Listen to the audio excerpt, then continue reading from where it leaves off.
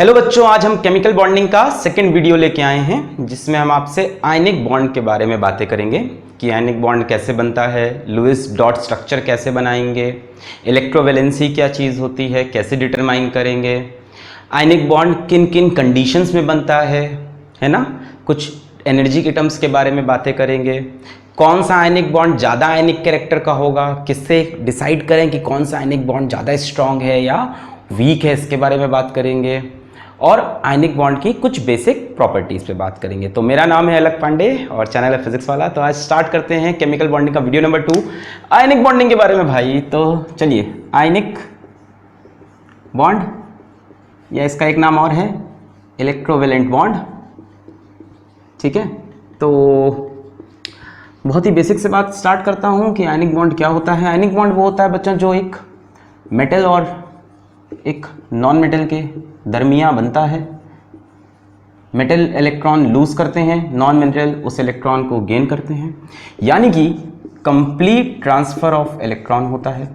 Complete transfer of electron, एक electron पूरी तरह से मेटल से नॉन मेटल को जाता है। क्यों जाता है? स्टेबिलिटी अचीव करने के लिए। जैसे हमारे पास एक मेटल है, एग्जाम्पल के लिए हमने ले लिया सोडियम, एटॉमिक नंबर 11 281, आखिरी शेल में एक इलेक्ट्रॉन है, उसको लूज कर देगा Na+, एक इलेक्ट्रॉन, कन्फिग्रेशन हो गई 28, ऑक्टेट मिल गया। जैसे हमारे पास क्लोरीन है, कन्फिग्रेशन 287, इसी इलेक्ट्रॉन को इसने गेन कर लिया। मेटल ने इलेक्ट्रॉन लूज किया, नॉन मेटल ने इलेक्ट्रॉन गेन किया, बन गया Cl-, कन्फिग्रेशन हो गई 288, ऑक्टेट कंप्लीट। अब ये Na+ और Cl- एक दूसरे को अट्रैक्ट करेंगे, ये Na+ और Cl- एक दूसरे को अट्रैक्ट करेंगे, और ये जो फोर्स ऑफ अट्रैक्शन है इसको अपन बोलते हैं इलेक्ट्रोस्टैटिक फोर्स ऑफ अट्रैक्शन। बच्चों सही बात करें तो आयनिक बॉन्ड में कोई बॉन्ड होता ही नहीं है। मतलब हम कभी ऐसे लिखे हैं क्या? कभी आपने ऐसा देखा है लिखा हुआ NaCl ऐसे बॉन्ड बना के? कभी नहीं लिखते हम। असल में आयनिक बॉन्ड होता ही नहीं है, एक फोर्स ऑफ अट्रैक्शन होती है जो पॉजिटिव चार्ज और नेगेटिव चार्ज के बीच में होती है, जिसकी वजह से दोनों एक दूसरे से जुड़े होते हैं। उसी फोर्स का नाम हम आयनिक बॉन्ड दे देते हैं, पर कभी भी डंडा नहीं बनाते। आयनिक बॉन्ड में कभी डंडा नहीं बनता क्योंकि आयनिक बॉन्ड का कोई शेप नहीं होता, आयनिक बॉन्ड का कोई डायरेक्शन नहीं होता, नॉन डायरेक्शनल होता है। इसका नाम इलेक्ट्रोवैलेंट बॉन्ड भी है क्योंकि इलेक्ट्रोस्टैटिक फोर्स आ जाती है जो कि चार्जेस के बीच में होती है, पर इनका कोई डायरेक्शन नहीं होता। एक पॉजिटिव चार्ज के अगल बगल कहीं पे भी नेगेटिव चार्ज हो सकता है, बस एक दूसरे को अट्रैक्ट करते रहते हैं। अब यहां पे मैं आपसे एक बड़ा बढ़िया सवाल पूछने वाला हूं। अच्छा, Na से इलेक्ट्रॉन निकला, Na+ मेरा, बहुत बढ़िया, 28, बहुत बढ़िया। Cl ने एक इलेक्ट्रॉन लिया, Cl- बना 288, वेरी गुड। तो यार ये तो स्टेबल हो गया ना, ये तो नोबल गैस का कन्फिग्रेशन होता है, ऑक्टेट रूल। आखिरी शेल में 8 इलेक्ट्रॉन आ गया, इसके आखिरी शेल में 8 इलेक्ट्रॉन आ गया, एक इलेक्ट्रॉन गेन करके। अब ये बॉन्ड क्यों बना रहे हैं? मतलब इन दोनों स्टेप के बाद ये स्टेप क्यों हो रहा? Na+ और Cl- मिलकर NaCl क्यों फॉर्म कर रहे हैं? ये तो स्टेबल है अपने आप में, Na+, Cl- भी अपने आप में स्टेबल है। सोचो, कभी सोचा था ये बात? कभी ये बात सोची थी कि हाँ ठीक है, टीचर ने बताया ये एक इलेक्ट्रॉन लूज करेगा क्योंकि ऑक्टेट बनेगा, ये इलेक्ट्रॉन गेन करेगा क्योंकि ऑक्टेट बनेगा, तो Na+ तो स्टेबल हो गया ना भाई, तो फिर इसने बॉन्ड क्यों बनाया? देखिए बात ये थी कि ये जो इलेक्ट्रॉन लूज हुआ है ये गैसेस स्टेट में हुआ है, याद है? Amount of energy required to remove electron from a neutral isolated gaseous atom, gaseous. जैसे ये क्लोरीन गैसेस स्टेट में इलेक्ट्रॉन को एक्सेप्ट करके Cl- गैसेस स्टेट में बनाया, इलेक्ट्रॉन एफिनिटी वाली term, amount of energy released when an electron is added to the valence shell of neutral isolated gaseous atom. अभी Na+ हमारा गैसेस स्टेट में है, Cl- गैसेस स्टेट में है और ये अनस्टेबल है। भाई गैसेस स्टेट में कोई चीज स्टेबल कैसे होगी? आयंस बन गए, आयंस फ्री हैं, मूव कर रहे हैं, ये स्टेबल कैसे हुए? अब इस Na+ ने Cl- को देखा, दोनों आपस में चिपक के NaCl बना लिए, किस स्टेट में? सॉलिड स्टेट में, और जो कि कैसा हो गया? स्टेबल। सो Na+ स्टेबल है, Cl- भी स्टेबल है, बट अब ये गैसेस स्टेट में है। ज्यादा स्टेबल हो सकता है जब एक दोनों अट्रैक्ट करके NaCl बना लें और सॉलिड स्टेट में आ जाए। बहुत पास आ जाएंगे। क्यों पास आ जाएंगे? क्योंकि strong electrostatic force of attraction, ये फोर्स ऑफ अट्रैक्शन बहुत स्ट्रॉन्ग होती है। आयनिक बॉन्ड कोवेलेंट बॉन्ड से कहीं कहीं ज्यादा स्ट्रांग होता है। कोवेलेंट बॉन्ड बहुत वीक बॉन्ड है आयनिक बॉन्ड के सामने। क्यों आयनिक बॉन्ड क्यों स्ट्रांग है? क्योंकि ये जो इलेक्ट्रोस्टैटिक फोर्स ऑफ अट्रैक्शन होती है ना, F is equals to K Q1 Q2 बटे R स्क्वायर, ये बड़ी ही स्ट्रांग फोर्स होती है। Q1 पहला चार्ज, Q2 दूसरा चार्ज, R इनके बीच का डिस्टेंस। अच्छा, यहां पे इनके बीच का डिस्टेंस कैसा होगा? कम कि ज्यादा? बहुत कम भाई, बहुत पास होते हैं आयंस। R जितना छोटा फोर्स उतनी ज्यादा, ये बहुत पास है, R जितना छोटा फोर्स उतनी ज्यादा, तो इसलिए बहुत क्लोज होते हैं, ये बॉन्ड बहुत स्ट्रांग होता है। और असल में तो कोई बॉन्ड होता ही नहीं है, असल में तो इलेक्ट्रोस्टैटिक फोर्स ऑफ अट्रैक्शन। अच्छा, यहां तक बातें समझ में आई क्यों कंबाइन किया? क्योंकि गैस स्टेट में था सॉलिड में जाने के। फिर इसी में हमको पढ़ाया जाता है लुईस डॉट स्ट्रक्चर। नाम सुना होगा आपने, लुईस डॉट स्ट्रक्चर। थोड़ी सी बातें कर लेते हैं उसमें, ज्यादा देर नहीं लेंगे। लुईस डॉट स्ट्रक्चर, आप LDS भी बोल सकते हो, आगे भी इसके बारे में पढ़ाई करनी है हमको सिलेबस में। लुईस डॉट स्ट्रक्चर, जैसे मान लो हमारे पास Na+ है, इलेक्ट्रॉन 2,8, आखिरी शेल से एक इलेक्ट्रॉन जा चुका। हमारे पास Cl- है, इलेक्ट्रॉन 288, गैसियस मिलकर बने NaCl सॉलिड। अब NaCl का इलेक्ट्रॉन डॉट स्ट्रक्चर हम ऐसे बनाएंगे कि NaCl, सोडियम की इस शेल में देखो कोई इलेक्ट्रॉन नहीं, यही इलेक्ट्रॉन तो इसने डोनेट किया है, सोडियम के ऊपर एक प्लस चार्ज। क्लोरीन के आखिरी शेल में 8 इलेक्ट्रॉन आ गए, 1 2 3 4 5 6 7 8। एक इलेक्ट्रॉन में क्रॉस से दिखा रहा हूं क्योंकि वो सोडियम से आया, और क्लोरीन के ऊपर एक माइनस चार्ज। ये हो गया इनका लुईस डॉट स्ट्रक्चर। अब प्लस माइनस के बीच में फोर्स ऑफ अट्रैक्शन, और इसलिए बन गया बॉन्ड। इसको आप ऐसे भी दिखा सकते हो कि Na के आखिरी शेल में एक इलेक्ट्रॉन था, क्लोरीन के आखिरी शेल में 1 2 3 4 5 6 7 इलेक्ट्रॉन थे, सोडियम ने एक इलेक्ट्रॉन क्लोरीन को दे दिया और यहाँ पे आयनिक बॉन्ड का फॉर्मेशन हो गया। दोनों ही तरीके सही हैं। ये बॉन्ड बनने की पहले की कहानी है कि सोडियम के वैलेंस शेल में एक इलेक्ट्रॉन था, क्लोरीन को दे रहा है। ये बनने की बाद की कहानी है कि इलेक्ट्रॉन दे चुका है, इसके ऊपर प्लस चार्ज है, और क्लोरीन इलेक्ट्रॉन ले चुका है, इसके ऊपर माइनस चार्ज है। क्लोरीन के पास 8 इलेक्ट्रॉन, 1 2 3 4 5 6 7 8, एक क्रॉस से दिखा दिया क्योंकि सोडियम के इलेक्ट्रॉन। चलिए जल्दी से आप एक बार MgCl2 का electron dot structure, Lewis dot structure, very sorry, Lewis dot structure बनाइए। किसका?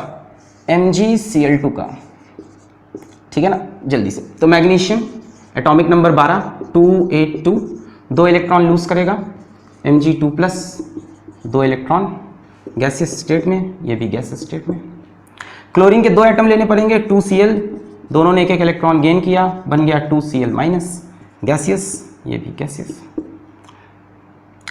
अब हमसे कहा लुईस डॉट स्ट्रक्चर बनाओ, बनाते हैं। मैग्नीशियम के ऊपर 2 प्लस चार्ज, एक क्लोरीन का एटम ये रख लो, एक ये रख लो, इनमें कितने इलेक्ट्रॉन हो जाएंगे?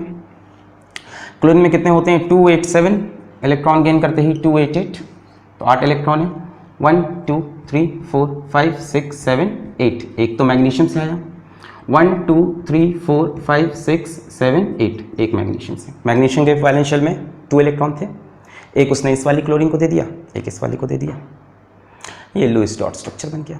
या चाहो तो ऐसे बना लो कि मैग्नीशियम के वैलेंस शेल में 2 इलेक्ट्रॉन थे, यहाँ क्लोरीन 1 2 3 4 5 6 7, यहाँ एक और क्लोरीन 1 2 3 4 5 6 7, एक इलेक्ट्रॉन इसको दिया, एक इलेक्ट्रॉन इसको दिया, ये भी सही है और ये भी सही है। तो लुईस डॉट स्ट्रक्चर में आपको वैलेंस शेल के इलेक्ट्रॉन दिखाने हैं, चाहे तो ऐसे दिखाओ कि इलेक्ट्रॉन जाने वाले हैं, चाहो तो जाने के बाद की कहानी दिखाओ कि इसके ऊपर 2 प्लस चार्ज, इसके ऊपर 1 माइनस, इसके ऊपर 1 माइनस, और बॉन्ड बन जाएगा या फोर्स ऑफ अट्रैक्शन आ जाएगी। तो बच्चों यहीं से एक टर्म आता है जिसको हम बोलते हैं इलेक्ट्रोवैलेंसी। क्या टर्म आता है? इलेक्ट्रोवैलेंसी। इलेक्ट्रोवैलेंसी, इलेक्ट्रोवैलेंसी बच्चों होता है कि कितने इलेक्ट्रॉन दिए या कितने इलेक्ट्रॉन लिए आयनिक बॉन्ड के फॉर्मेशन में, इलेक्ट्रोवैलेंट बॉन्ड के फॉर्मेशन में बनाते वक्त किसी मेटल ने कितने इलेक्ट्रॉन लूज किए या किसी नॉन मेटल ने कितने इलेक्ट्रॉन गेन किए। तो इसको हम डिफाइन कर लेंगे नंबर ऑफ इलेक्ट्रॉन लॉस्ट और gained during the formation of electrovalent bond. और ध्यान रखना कि इलेक्ट्रोवैलेंसी हमेशा प्लस में लोगे, चाहे इलेक्ट्रॉन गेन कर रहे हो चाहे लूज कर रहे हो, आप प्लस ही लोगे। जैसे नॉन मेटल इलेक्ट्रॉन को गेन करता है, एक इलेक्ट्रॉन गेन किया तो इलेक्ट्रोवैलेंसी 1 होगी, -1 नहीं। 2 गेन करेगा तो 2 होगी, -2 नहीं। चलिए जल्दी से बात करते हैं इलेक्ट्रोवैलेंसी के ऊपर, पहुंचते हैं ग्रुप 1 पे। Group 1 lithium, sodium, potassium, rubidium, caesium. इन सब के वैलेंस शेल में एक इलेक्ट्रॉन है तो ये एक इलेक्ट्रॉन दे देंगे और इनकी इलेक्ट्रोवैलेंसी हो जाएगी 1, इलेक्ट्रोवैलेंसी। ग्रुप 2 की बच्चों बात कर लें। ग्रुप 2 में beryllium, magnesium, calcium, strontium, barium वगैरह। वैलेंस शेल में 2 इलेक्ट्रॉन होते हैं तो 2 इलेक्ट्रॉन डोनेट कर देंगे, दे देंगे, तो इलेक्ट्रोवैलेंसी 2। इसके बाद बात करते हैं ग्रुप 13 की। 2 से 12 छोड़ दे रहे हैं, सॉरी 3 से 12, वो डी ब्लॉक के एलिमेंट्स हैं, उनकी बातें करेंगे अभी नॉर्मल एलिमेंट्स की बात कर रहे हैं, रिप्रेजेंटेटिव एलिमेंट्स की बात कर रहे हैं। ग्रुप 13 में आओगे तो आपको मिलेगा एल्यूमिनियम, गैलियम वगैरह। वैलेंस शेल में 3 इलेक्ट्रॉन, इलेक्ट्रोवैलेंसी 3। ग्रुप 14 की बात नहीं करेंगे क्योंकि ग्रुप 14 आयनिक बॉन्ड नहीं बनाते ना। ग्रुप 14 कौन है? कार्बन, सिलिकॉन, जर्मेनियम, ये सब आयनिक बॉन्ड कहाँ बनाते हैं? इनके वैलेंस शेल में 4 इलेक्ट्रॉन। 4 इलेक्ट्रॉन ना देना चाहेगा ना लेना चाहेगा ऑक्टेट बनाने के लिए, वो तो शेयरिंग पे बिलीव करते हैं, तो इनकी तो बात ही मत करो। ग्रुप 15 पे आओ। ग्रुप 15 में अपना नाइट्रोजन, फॉस्फोरस, आर्सेनिक वगैरह।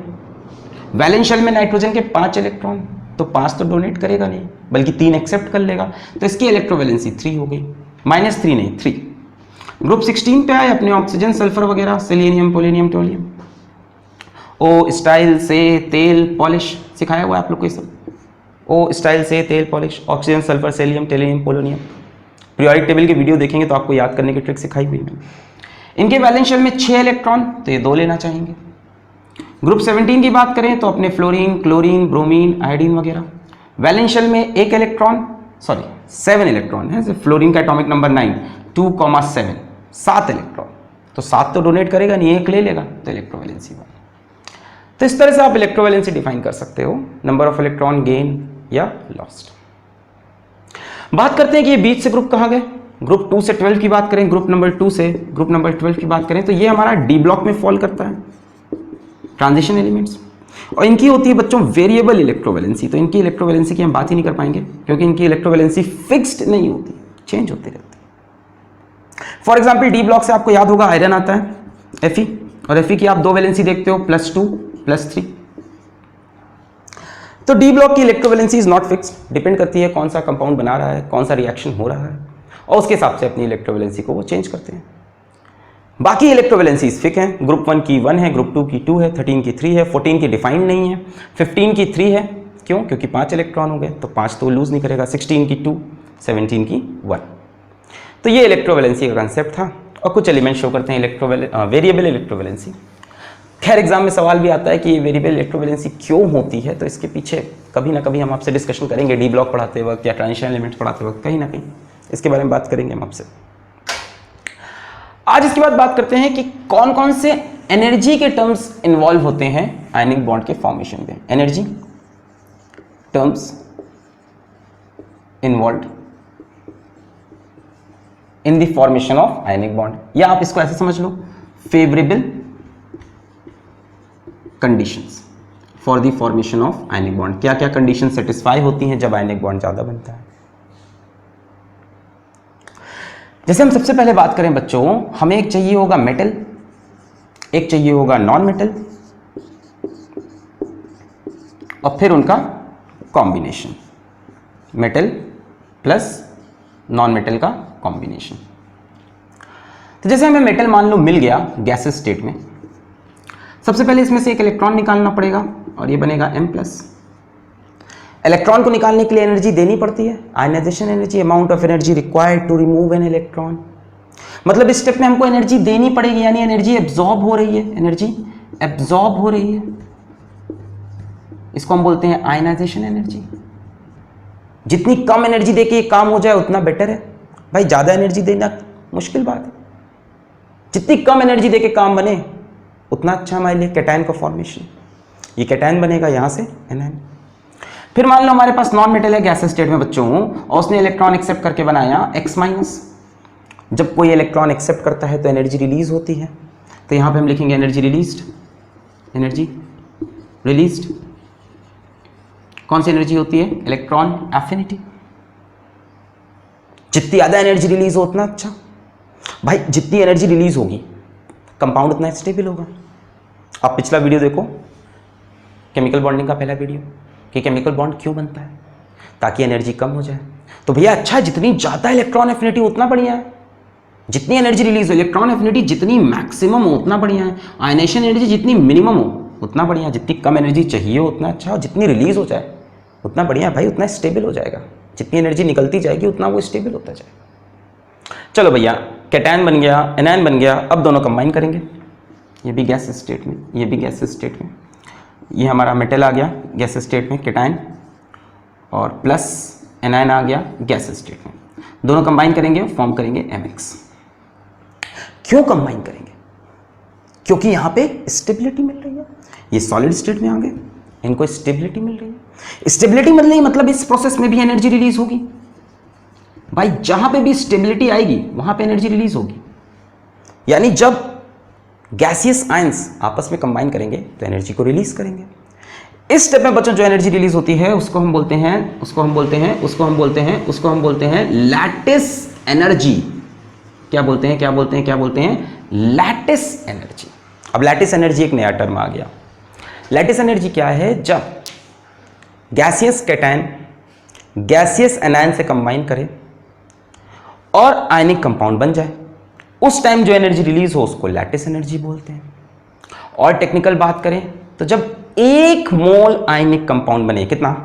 When 1 mole of ionic compound is form from gaseous cation and gaseous anion, then the amount of energy released is called lattice energy। जब 1 मोल आयनिक कंपाउंड बनने में गैसियस कैटायन एनायन से जो energy release होती है उसको lattice energy बोलते हैं।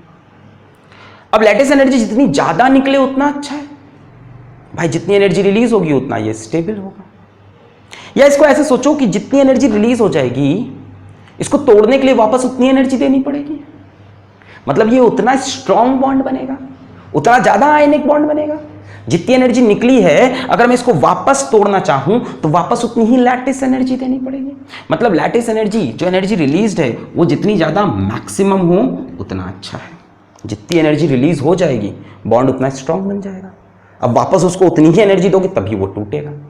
सो 3 टर्म्स की बात की हमने, ionisation energy, electron affinity, lattice energy. Lattice energy पे एक पूरा सेपरेट वीडियो, अगला वीडियो लैटिस एनर्जी पे ही है, जिसमें लैटिस एनर्जी किन फैक्टर पे डिपेंड करती है, कैसे डिटरमाइन करें, ये इन पे बात करेंगे कि किस तरह से कैलकुलेशन करते हैं इनका। इनडायरेक्ट मेथड है कैलकुलेशन का जिसको हम बॉर्न हेबर साइकिल से कैलकुलेट करते हैं, बड़ा फेमस है वो टॉपिक भी, बॉर्न हेबर साइकिल। अगला वीडियो उसी पे है।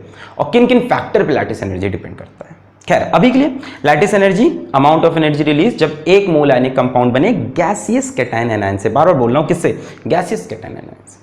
जितनी ज्यादा एनर्जी रिलीज होगी उतना स्टेबल बॉन्ड। तो 3 कंडीशन है हमारी favourable conditions strong ionic bond बनने की, कि आयनेशन एनर्जी मिनिमम हो, किसकी? मेटल की, जितनी कम हो उतना अच्छा। इलेक्ट्रॉन एफिनिटी मैक्सिमम हो, किसकी? नॉन मेटल की। और लैटिस एनर्जी मैक्सिमम हो इस रिएक्शन की। 3 बातें हैं, तो कि मेटल की आयनाइजेशन एनर्जी कम हो, नॉन मेटल की इलेक्ट्रॉन एफिनिटी ज़्यादा हो, और लैटिस एनर्जी दोनों की ज़्यादा हो। अच्छा, ये बात हो गई। अब जैसे कई बार हम लोग पास सवाल आते हैं कि कौन सा बेटर आयनिक बॉन्ड है, कौन सा ज्यादा स्ट्रॉन्ग आयनिक बॉन्ड है, कौन में ज्यादा आयनिक कैरेक्टर है, विच इज मोर आयनिक, ऐसे सवाल आ जाते हैं कि which is more ionic, which is more आयनिक। तो यार आयनिक कंपाउंड की बेसिक क्या है? आयनिक कंपाउंड की बेसिक है मेटल और नॉन मेटल।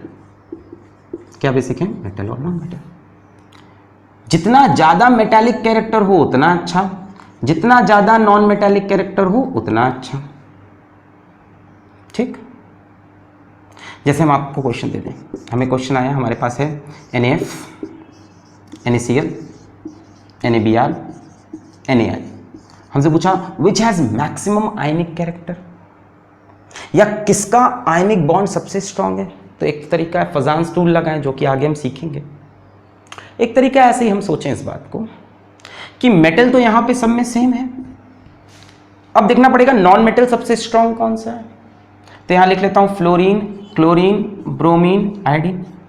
ग्रुप में नीचे आते वक्त नॉन मेटालिक कैरेक्टर डिक्रीज करता है, नीचे जाओगे मेटालिक कैरेक्टर बढ़ता है, मेटल नीचे ज्यादा होते हैं, ऊपर नॉन मेटल होते हैं। तो इनमें सबसे ज्यादा नॉन मेटालिक हमारा फ्लोरीन होगा, इसलिए ये वाला आयनिक बॉन्ड सबसे स्ट्रांग, फिर ये, फिर ये, फिर ये। अब इसमें ये भी सवाल हो सकता था कि इनमें सबसे ज्यादा कोवेलेंट कौन है, तो आप बोल दोगे NaI। ठीक है, तो यही देखना है कि अगर पूछता है कि किस में ज़्यादा आयनिक कैरेक्टर है या कौन ज़्यादा स्ट्रॉन्ग आयनिक बॉन्ड है, तो आप देखो किस में ज़्यादा मेटालिक कैरेक्टर है और किस में ज़्यादा नॉन मेटालिक है। जैसे एक और क्वेश्चन ले लेते हैं इसी पे हम। मान लीजिए हमको सवाल दे दिया अरे रे रे LiCl NaCl KCl RbCl। चलो अब यहाँ पे नॉन मेटल सब में सेम है, तो मेटल को पकड़ लो, लिथियम, सोडियम, पोटेशियम, रुबिडियम। नीचे आते वक्त मेटालिक कैरेक्टर इंक्रीज करता है, सबसे ज़्यादा मेटालिक रुबिडियम। इसमें मेटालिक कैरेक्टर बहुत है, नॉन मेटल सब के लिए सेम है। मेटालिक कैरेक्टर जितना ज़्यादा, आयनिक कैरेक्टर उतना ज़्यादा। तो ये इनमें सबसे ज़्यादा कोवेलेंट कौन निकलेगा? LiCl निकलेगा। तो इस तरह से आप डिसीजन ले सकते हो कि कौन सा स्ट्रॉन्ग आयनिक बॉन्ड है या किस में आयनिक कैरेक्टर ज़्यादा होगा। ऐसी बातें आप कर सकते हैं। इसके बाद बच्चों बात करते हैं प्रॉपर्टीज ऑफ आयनिक कंपाउंड की। प्रॉपर्टीज ऑफ आयनिक कंपाउंड, ठीक है। पहली प्रॉपर्टी आएगी फिजिकल स्टेट, ठीक है। तो जो बार बार बात हो रही थी लैटिस एनर्जी, तो ये लैटिस टर्म क्यों आया? लैटिस क्या कि आयनिक कंपाउंड जो होते हैं ना एक 3 डायमेंशनल स्ट्रक्चर में होते हैं और उसी को हम लैटिस बोलते हैं। मतलब ये हमारे सॉलिड स्टेट में पाए जाते हैं 3D। जैसे NaCl की बहुत बात करते हो तो NaCl रॉक सॉल्ट स्ट्रक्चर बोला जाता है। एक सोडियम के कैटायन को 6 क्लोरीन के एनायन सराउंड किए होते हैं और एक क्लोरीन को भी 6 सोडियम, वाइस वर्सा। इसकी बातें आप सॉलिड स्टेट चैप्टर में करोगे क्लास 12th में, कैसे कैसे स्ट्रक्चर होते हैं, face centre structure, body centre structure, simple cubic cell, है ना। अभी इतना समझना है कि फिजिकल स्टेट इनकी सॉलिड है। क्यों है? क्योंकि इलेक्ट्रोस्टैटिक फोर्स बहुत स्ट्रांग है। ये गैसेस स्टेट में हो ही नहीं सकते, उनके बीच में फोर्स इतनी स्ट्रांग है कि इतने दूर जा ही नहीं सकते। They always exist in solid state. बहुत स्ट्रांग बॉन्ड है। जैसे सेकंड हम आपसे बात करें melting point and boiling point की, वेरी हाई। क्यों हाई है? क्योंकि भैया इलेक्ट्रोस्टैटिक फोर्स ऑफ अट्रैक्शन बहुत ज़्यादा है जो चार्जेस के बीच में है। फोर्स इतनी ज़्यादा है कि उनको बॉयल करना यानी चार्जेस को सेपरेट करना यानी उनको उड़ा देना, उनको दूर करना पॉसिबल नहीं है, ईजी नहीं है। So they have very high melting and boiling point. या तीसरे नंबर पे हम बात करें कंडक्टिविटी। ये सब आप पहले जूनियर क्लासेस में पढ़ ही चुके होंगे। कंडक्टिविटी, तो कंडक्टिविटी पे ध्यान देना। They are bad conductors. Yes what I am saying, they are bad conductors in solid state. जब सॉलिड स्टेट में होते हैं तो ये अच्छे कंडक्टर नहीं होते। जैसे NaCl है हमारा, ठीक है, NaCl प्लस माइनस। तो सॉलिड स्टेट में क्या है कि ions are not free, ions fixed हैं, एक स्ट्रॉन्ग इलेक्ट्रोस्टैटिक फोर्स से बंधे हुए हैं। अब कोई चीज इलेक्ट्रिसिटी कंडक्ट कैसे करती है बच्चों? जब चार्ज मूव करेगा। What is electricity? Motion of charge. अब जब चार्ज बंधा हुआ है तो चार्ज मोशन कैसे करेगा? चार्ज तो फिक्स है यहाँ पे। Ions are not free to move. तो अगर आयंस फ्री होते मोशन के लिए तो it would have been a very good conductor, but in solid state the ions are not free to move, they are held together by strong electrostatic force of attraction. वो बंधे हुए हैं strong electrostatic force of attraction से, plus minus वाली force से बंध गए हैं। पर यदि हम इनको मोल्टेन स्टेट में ले जाएं तो ये गुड कंडक्टर बन जाते हैं। यदि हम इनको एक्वस स्टेट में ले जाएं यानी पानी में डुबा दें तो भी ये गुड कंडक्टर ऑफ इलेक्ट्रिसिटी बन जाते हैं। वैसा क्यों? मोल्टेन स्टेट कैसे आएगी? आप इसको मेल्ट करोगे, हीट दोगे जिससे इनके बीच की बॉन्ड एनर्जी कम होगी, इनके बीच का बॉन्ड वीक होगा, आयंस फ्री हो जाएंगे और आयंस मोशन कर सकते हैं। तो मोल्टेन स्टेट में ions are free to move because you have given lot of heat. आपने काफी हीट दे दी जिसकी वजह से आयंस सेपरेट हो गए, जिसकी वजह से आयंस मोशन कर सकते हैं। अब ये कंडक्ट करेंगे इलेक्ट्रिसिटी को। एक्वस स्टेट में क्या हुआ? पानी की एक प्रॉपर्टी है कि फोर्स ऑफ अट्रैक्शन जो होती है उसको ये कम कर देता है। किसी दो चार्ज के बीच की जो फोर्स ऑफ अट्रैक्शन है पानी उसको कम कर देता है। जैसे मान लो एक पॉजिटिव नेगेटिव चार्ज मैंने बाहर रखा, एयर में रखा, वैक्यूम में रखा, उनके बीच में कुछ फोर्स ऑफ अट्रैक्शन है पॉजिटिव नेगेटिव के बीच में, उसको मैंने पानी में डुबाया तो उनकी फोर्स ऑफ अट्रैक्शन 81 टाइम्स कम हो जाती है। कितनी 81 टाइम्स कम हो जाती है। पानी उनके बीच की फोर्स ऑफ अट्रैक्शन को काट देता है, कम कर देता है। चार्जेस फ्री हो जाते हैं मूव करने के लिए और फिर से इलेक्ट्रिसिटी कंडक्ट हो जाती है because ions are free to move. Ions move करेंगे तभी चार्ज कैरी होगा और चार्ज के मोशन को इलेक्ट्रिसिटी बोलते हैं। तो इन दो कंडीशन में ionic compounds are good conductor, otherwise in solid state they are bad conductor because ions are not free to move. In molten state ions are free. In aqueous state water उनके force को week कर देता है। Water की इस property को बोलते हैं dielectric property. Dielectric, water is a very strong dielectric. दो चार्जेस के बीच की फोर्स को बहुत कम कर देता है 81 times as compare to air. तो ये बातें थी कि कब कंडक्टिविटी होगी, कब कंडक्टिविटी नहीं होगी। और प्रॉपर्टीज की चलिए बात करते हैं। जैसे अगली दो प्रॉपर्टी बड़ी इंपॉर्टेंट है। Next property is isomerism. Isomerism का नाम आपने सुन रखा होगा, शायद ऑर्गेनिक केमिस्ट्री में सुना होगा। ठीक है, आइसोमेरिज्म क्या होता है कि सेम मॉलिक्यूलर फॉर्मूला हो, कि जो उनका फॉर्मूला है वो तो सेम है बट डिफरेंट स्ट्रक्चरल फॉर्मूला हो। जो स्ट्रक्चरल फॉर्मूला है वो अलग है, जो स्ट्रक्चर बन रहे हैं वो डिफरेंट है। मॉलिक्यूलर फॉर्मूला तो सेम है बट जो स्ट्रक्चर बन रहे हैं वो अलग अलग है। ये आपने ऑर्गेनिक कंपाउंड्स में देखा होगा। और ऑर्गेनिक कंपाउंड्स बच्चों आपको इतना तो पता ही होगा कि कोवेलेंट नेचर के होते हैं, कार्बन कार्बन के बॉन्ड होते हैं। ऑर्गेनिक कंपाउंड में कार्बन कोवेलेंट बॉन्ड बनाता है। आयनिक कंपाउंड से उम्मीद मत करना आइसोमेरिज्म की। आयनिक कंपाउंड का कुछ शेप ही नहीं है, स्ट्रक्चर ही नहीं है। लैटिस का है, लैटिस का है, सिंगल मॉलिक्यूल का कोई शेप नहीं है। खूब ढेर सारे NaCl लगा दोगे तो उसका एक शेप है जिसको रॉक साल्ट बोलते हैं, पर सिंगल NaCl मॉलिक्यूल का कोई शेप नहीं होता। तो उनसे आइसोमेरिज्म एक्सपेक्ट करना बेकार है। जैसे आपने बोला कि NaCl है तो NaCl का एक ही कोई शेप है ही नहीं, वो बस नॉन डायरेक्शनल, कोई डायरेक्शन ही नहीं है। Na प्लस अगल बगल कहीं पे भी Cl माइनस, खत्म। इवन इससे ज़्यादा आपके एटम्स भी हो जाएं, जैसे आप कह रहे हो नंबर ऑफ एटम्स बढ़ जाएं, है ना। Al2O3 हो गया, एल्यूमिनियम ऑक्साइड, Al2O3, वहाँ पे भी कोई शेप नहीं बनेगा। चार्जेस आपस में जुड़े रहेंगे ऐसे फोर्स ऑफ अट्रैक्शन से। सो दे आर नॉन डायरेक्शनल, तो स्ट्रक्चर की बात ही नहीं हो सकती। आइसोमेरिज्म होता है same molecular formula, different structural formula, ये सब चीजें शो नहीं करते। They don't have any direction. तो आइसोमेरिज्म की बात कोवेलेंट कंपाउंड में कर सकते हो, आयनिक कंपाउंड में नहीं, because they are non directional in nature.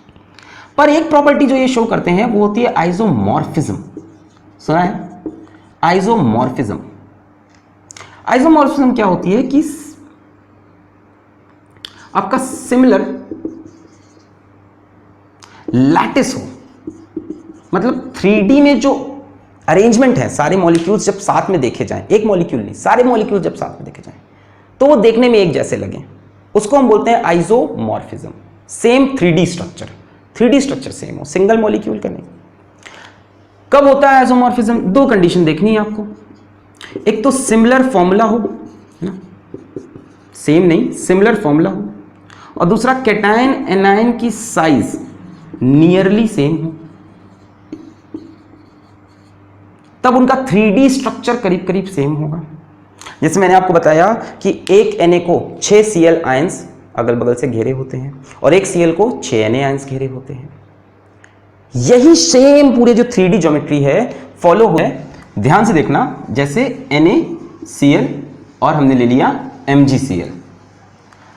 अब देखो फॉर्मूला तो करीब करीब सिमिलर है, एक कैटायन एक एनायन, एक कैटायन एक एनायन, Cl भी दोनों में सेम ही है। अब साइज की बात आई तो एनायन का साइज तो सेम हो गया, कैटायन के साइज क्या सेम है? सोडियम मैग्नीशियम पीरियोडिक टेबल में देखो दोनों ही थर्ड पीरियड से आ रहे हैं और नेबर है, और पीरियड में साइज बहुत ज़्यादा कम नहीं होता, बहुत धीमे धीमे डिक्रीज करता है, और दोनों नेबर हैं तो बहुत ज़्यादा डिफरेंस भी नहीं होगा। So they almost have similar size, period में धीमे धीमे घटता है, ग्रुप में नीचे जाओ तो साइज बहुत तेजी से बढ़ता है क्योंकि शेल बढ़ती है, पीरियड में तो धीमे धीमे घट रहा है। सो इनका साइज भी करीब करीब सेम है, फॉर्मूला भी सेम है, तो ये हो जाएंगे आइसोमॉर्फ। मतलब MgCl का कोई हमसे पूछे 3D स्ट्रक्चर कैसा होगा तो हम बोलेंगे NaCl जैसा होगा, सिमिलर होगा। जैसे हमसे कोई बोले NaF, MgO, इनके बारे में बात करें। अब सोडियम मैग्नीशियम भी नेबर है, बगल बगल है, ज़्यादा साइज का डिफरेंस नहीं, थोड़ा सा डिफरेंस। फ्लोरीन ऑक्सीजन भी नेबर है, ज़्यादा साइज का डिफरेंस नहीं, and they also have similar formula. तो ये आइसोमॉर्फ्स होते हैं जिनका सिमिलर फॉर्मूला हो और कैटायन एनायन का साइज करीब करीब सेम हो। क्या नहीं हो सकते आइसोमॉर्फ वो भी देखो, जैसे हमसे बोला NaCl और हमसे बोला KCl, चलो एनायन तो सेम है, छोड़ो, फॉर्मूला भी सेम है, पर सोडियम और पोटेशियम में साइज का बड़ा डिफरेंस है। सोडियम 3rd पीरियड से है, पोटेशियम 4th पीरियड से है। सोडियम के पास 3 शेल है, पोटेशियम के पास 4 शेल है, बहुत ही बड़ा है। तो साइज का डिफरेंस हो गया, तो दे आर नॉट आइसोमॉर्फ्स। तो आइसोमॉर्फ के लिए 2 चीज़ें चेक करो, एक तो नेबर हूँ पीरियोडिक टेबल में ग्रुप पीरियड के अंदर, सेम ग्रुप से होंगे तो चांस ही नहीं क्योंकि साइज बहुत तेज बढ़ रहा है, और फॉर्मूला भी करीब करीब सेम दिखे। ठीक, तो आयनिक कंपाउंड आइसोमॉर्फिज्म दिखाते हैं, आइसोमेरिज्म नहीं दिखाते। अगली चीज है बच्चों टाइप ऑफ रिएक्शन, कि किस तरह का रिएक्शन करते हैं। नाम है आयनिक कंपाउंड, रिएक्शन करते हैं आयनिक मतलब जो रिएक्शन होता है वो आयंस का होता है और ये बहुत ही फास्ट होता है। इनकी हम ज़्यादा स्टडी नहीं कर सकते।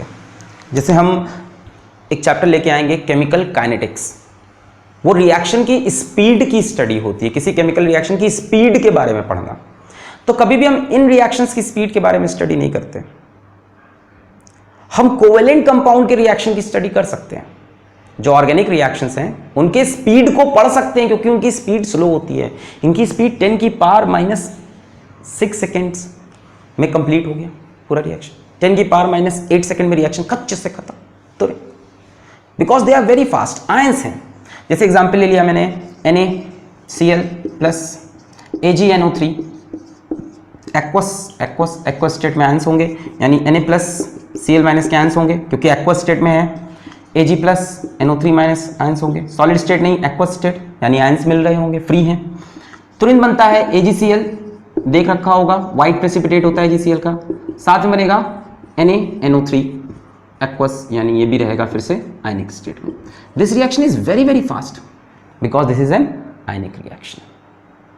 तो आयनिक कंपाउंड आयनिक रिएक्शन शो करते हैं और covalent compound molecular reaction. Covalent compound molecular, जिनकी स्पीड काफ़ी कम होती है। कोई पूछे कौन ज़्यादा तेज रिएक्ट करेगा, मान लो 4 रिएक्शन दे दे, आपको 4 रिएक्शन दे दे, पूछे इसमें सबसे ज़्यादा स्पीड किसकी है, अगर कोई आयनिक रिएक्शन है तुरंत मारो कि उसकी स्पीड तो सबसे ज़्यादा। कहीं दिख रहा है कि पूरा पूरा रिएक्शन आयंस का है तो आप समझ जाओ दैट रिएक्शन इज फास्टेस्ट। जहाँ पे भी प्रेसिपिटेशन हो, जिस रिएक्शन में भी प्रेसिपिटेशन हो, वो बहुत ही फास्ट रिएक्शन होते हैं। तो ये अपना मल्टीपल चॉइस में आ सकता है कि 4 और रिएक्शन दिए हैं, 3 ऑर्गेनिक के हैं, एक आपको इनऑर्गेनिक का दे दिया, तो आप समझ जाओ दिस इज द फास्टेस्ट। इसके बाद बच्चों जो बात आती है वो है सॉलिबिलिटी के बारे में। सॉलिबिलिटी है ना, ये प्रॉपर्टी हम पढ़ते आ रहे हैं, तो आपने पढ़ा होगा कि वाटर में बहुत सॉल्युबल होते हैं वगैरह वगैरह, क्योंकि वाटर में जाके आयंस गिर जाते हैं, हाइड्रेशन हो जाता है, सॉल्वेशन हो जाता है। पर बच्चों इसकी पूरी कहानी है हाइड्रेशन एनर्जी से रिलेटेड।